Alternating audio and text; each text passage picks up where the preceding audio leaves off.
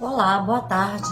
Quero compartilhar com vocês uma palavra no livro de 2 Crônicas, capítulo 34, e vai nos contar a história de um rei por nome de Josias. O seu pai havia morrido e ele tinha apenas 8 anos de idade.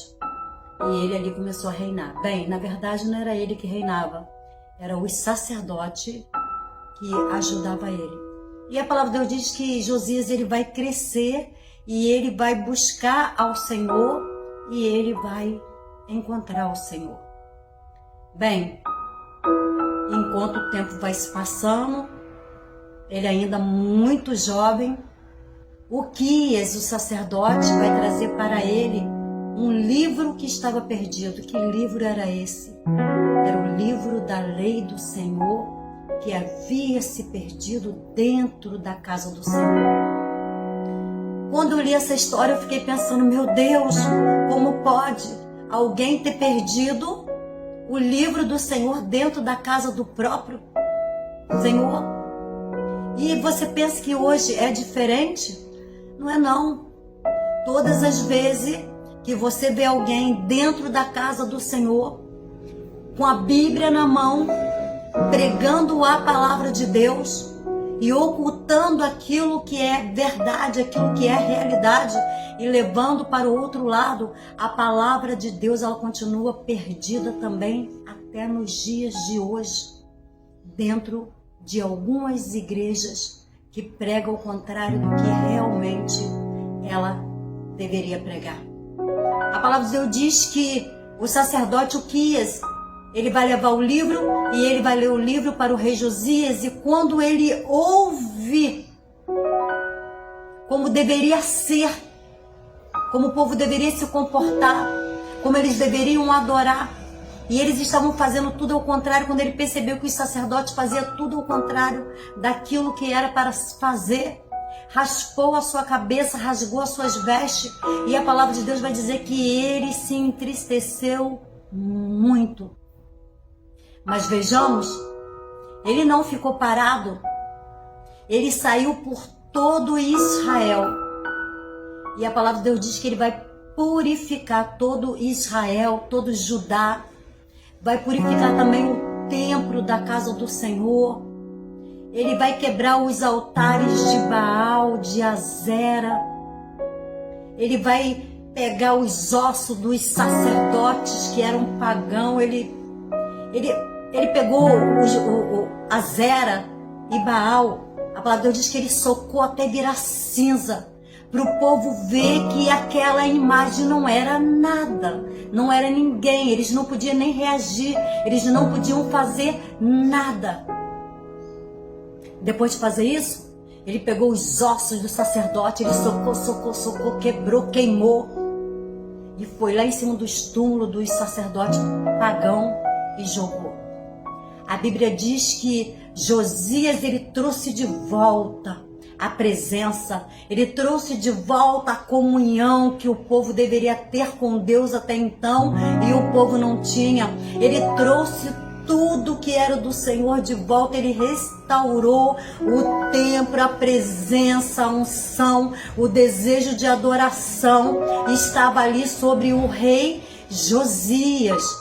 Quando ele termina de fazer todos esses atos, ele vai exatamente mandar procurar ali a profeta Uda. E quando ele procura a profeta Uda, a profeta vai dizer para ele: olha, assim diz o Senhor, eu vou afligir esse povo, eu vou castigar esse povo. Mas como assim? Porque antes ela tinha falado: enquanto Josias você estiver no trono, estiver vivo, estabelecerei eu contigo um concerto, uma aliança, e nada de ruim, de mal vai acontecer. E por que agora que a profetisa está falando isso? Porque Deus conhece o ontem, o hoje, o agora, e Deus conhece também o dia de amanhã. Ele disse para Jeremias: Jeremias, quem conhecerá o coração do homem?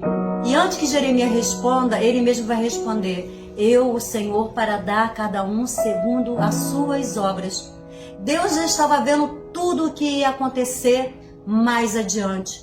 A palavra de Deus vai nos dizer então que o rei Josias, ele vai entrar em uma guerra desnecessária e ali ele vai perder a sua vida.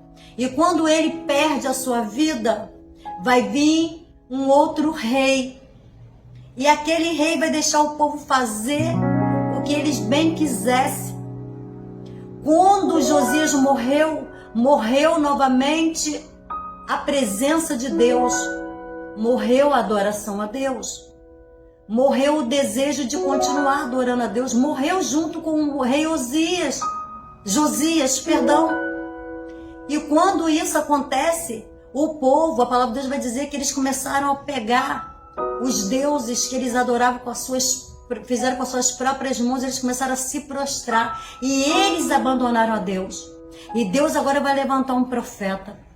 Deus vai levantar um profeta, mas Deus não vai levantar um profeta como ele costumava levantar. Todas as vezes que o povo pecava, o povo errava, Deus levantava e eles se arrependiam. Deus levantava alguém para trazer novamente o conserto, a aliança, a presença dele. Mas dessa vez é diferente. Dessa vez Deus vai levantar alguém para trazer o povo, chamar o povo ao arrependimento, mas o povo não quer se arrepender. Deus quer que o povo se volte para ele, mas o povo não quer se voltar para ele. Deus vai trazer o juízo, a ira dele está virado com aquele povo. Então Deus vai levantar Jeremias. E Deus vai falar com Jeremias. Jeremias logo de cara vai falar: ah, Senhor, eu não. Eu só sou uma criança. Deus vai falar para Jeremias: não diga que tu és uma criança, porque desde o ventre da tua mãe, quando você estava sendo gerado, formado, eu te chamei. E creio eu que Deus falou assim: você não sabe falar? Você não sabe falar, Jeremias? Você já tem há cerca de quase 30 anos. Você estava sendo preparado para ser sacerdote. Você conhece toda a minha lei. Você sabe como o meu povo deveria andar e como eles estão andando. Como está agindo os sacerdotes, como eles deveriam agir. Como deveria agir o rei, e o rei está fazendo tudo errado, Jeremias. Você conhece a minha lei, está dizendo para mim que você não sabe falar? Não diga isso, Jeremias. Não diga isso, porque hoje eu colocarei as minhas palavras na sua boca e eu te levanto como profeta sobre as nações para derribar, para levantar. Eu te levantei, Jeremias, com esse propósito. Desde o ventre da tua mãe que eu te formei como sacerdote, como conhecedor da minha palavra, e você foi aprendendo, e agora chegou o tempo de você se levantar, se colocar diante deles e começar a profetizar. Aí nós vamos ouvir as pessoas falar que Jeremias é o profeta chorão, como porventura Jeremias chorasse à toa. Estaria Jeremias chorando à toa? A primeira coisa que Deus vai dizer para Jeremias é: você não vai casar. Mas vejamos, um sacerdote casaria. Um sacerdote teria família, ia constituir família, ia ter esposa, ia ter filhos, ia ter neto. E Deus falou: você não vai casar. Você não vai casar porque você não sabe o que vai vir sobre Judá e sobre Jerusalém. O mal que vai vir sobre eles. O que tu vês, Jeremias? Vejo uma vara de amendoeira. Viste bem, Jeremias, porque eu zelo sobre a minha palavra para fazê-la cumprir. Mas para que serve uma vara? Uma vara não serve para açoitar. Uma vara não serve para corrigir. Uma vara não serve para trazer alguém que está fora do caminho de volta. Deus queria que o povo voltasse, mas o povo não queria voltar. E Deus vai vir a segunda vez a palavra de Deus a ele dizendo: e que tu vê agora, Jeremias, eu vejo uma panela com a boca aberta virado para o norte. E Deus falou: viste bem, Jeremias, porque do norte vai vir o mal, do norte vai vir os babilônicos. E você vai falar. Mas entenda Entenda uma coisa, Jeremias, ele não ia falar para qualquer um. Ele ia falar para sacerdotes, para anciões, para profetas, para reis.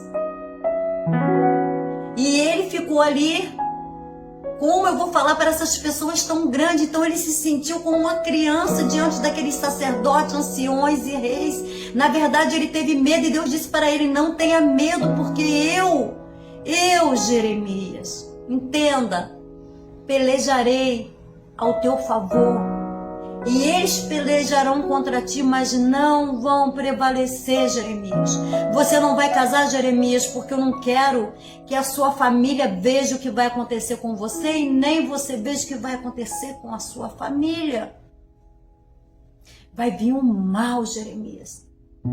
Eu acredito que cada vez que Deus ia falando, Deus também permitia que Jeremias fosse vendo, tendo uma visão. E todas as vezes que ele via aquilo que Deus falava, ouvia e ele via, ele chorava. Ele começou a orar pelo aquele povo e Deus disse: nem precisa orar. Nem precisa orar. Nem se Samuel e Moisés viesse no meio deles, eu ouviria a oração desse povo. Eu estou desprezando esse povo que me desprezou. Eu não quero saber deles, Jeremias. E aí Jeremias começou a profetizar. Jeremias começou a falar o mal que viria sobre eles. Jeremias começou a dizer para eles: olha, Deus falou que vai vir os babilônicos. E quando eles vierem, vocês não afronta não. Se entreguem para que vocês não morram. E vão querer levar os utensílios da casa do Senhor, deixem levar. E aí sabe o que eles falaram para Jeremias? Jeremias, você é um traidor da pátria. Cada vez que Jeremias profetizava o que ia acontecer sobre aquela nação de Judá, de Israel, como eles, o que iria acontecer com eles, que seria 70 anos de cativeiro, açoitavam Jeremias, jogava ele dentro de cisterna, judiava de Jeremias, tirava Jeremias dali e pensavam assim: vamos castigar ele, quando a gente tirar ele de lá, quero ver se ele vai continuar profetizando a mesma coisa. Tira ele de lá, tirava. E lá está Jeremias de novo. Assim diz o Senhor, entra pelo caminho, porque o mal virão sobre vocês. E o povo ia lá mais uma vez, açoitava, e Jeremias voltava e profetizava. Jeremias profetizava que o povo ia passar 70 anos. Vinha Ananias e dizia que o povo ia passar 2 anos só no cativeiro. Mas o povo foi levado. Jeremias quis ser levado com eles, porque Jeremias sentiu a dor de ver a sua cidade sendo destruída. Jeremias viu a dor das mulheres sendo forçadas. Jeremias acompanhou aqueles que morreram, aqueles que lutaram, aqueles que pelejaram, mas não prevaleceram. Porque Deus falou que ia castigar eles, porque eles não queriam voltar para o caminho. E Deus estava revoltado porque eles estavam adorando outros deuses, e Deus não divide a glória dele com ninguém. Queridos, que nesse dia nós possamos ser como Josias, que aprendeu a buscar a lei do Senhor. Não adianta a gente só carregar a palavra de Deus nas nossas mãos.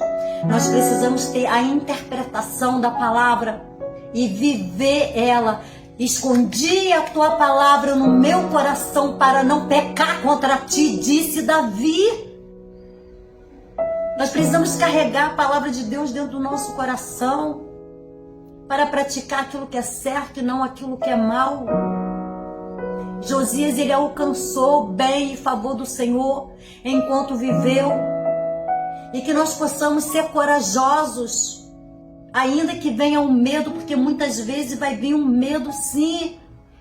Vai vir a luta sim, vai vir a tribulação sim, vai vir a provação sim. Mas não terás que pelejar, porque é o Senhor que peleja por vós. É o Senhor que faz seus inimigos cair 1000 ao teu lado, 10.000 à tua direita, mas tu não serás atingido. Ele dará ordem ao teu respeito para te guardar em todo o teu caminho. Não tenhas medo. Eis que hoje o Senhor coloca a palavra dele na tua boca, e é ele que vai pelejar por vós, e vós calareis. E calareis, mas haverá um tempo que vocês vão abrir a boca para dizer: só o Senhor é Deus, só Deus é o Senhor.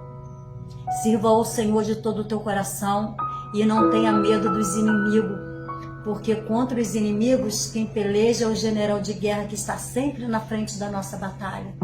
Sirva a Deus com integridade do seu coração e sejam todos abençoados por Deus, em nome de Jesus.